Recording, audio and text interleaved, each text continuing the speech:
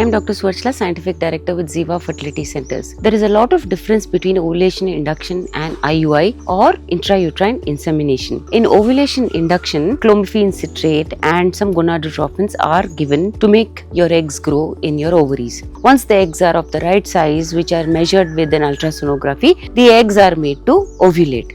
That is a human chorionic gonadotropin hormone injection is given so that the egg ovulates and comes and waits in the tubes.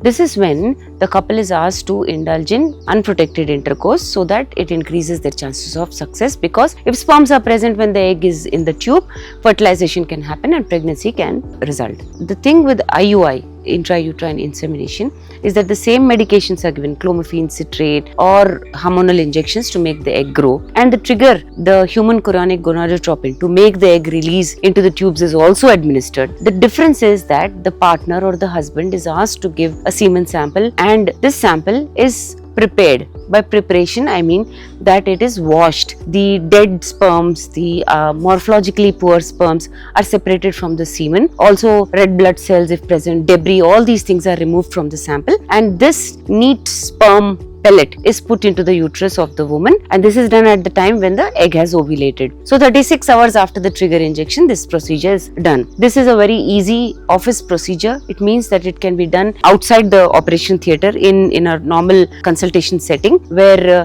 the sperms are put into the uterus through a very small thin catheter or a tube, and this increases your chances of success by about 15 to 20% if you are 30 years and younger. So this is a good procedure compared to ovulation induction. However, the discretion lies with your clinician, your fertility specialist, because if you are recently married, your tubes are patent, you've not had regular unprotected intercourse, it's always better to go for ovulation induction with timed intercourse. And if not, if you've tried that for a couple of months or a year or two, then it's better to move on to intrauterine insemination, which will increase your chances of success by about 15 to 20%. If you wish to understand more about this, please feel free to contact us. Thank you.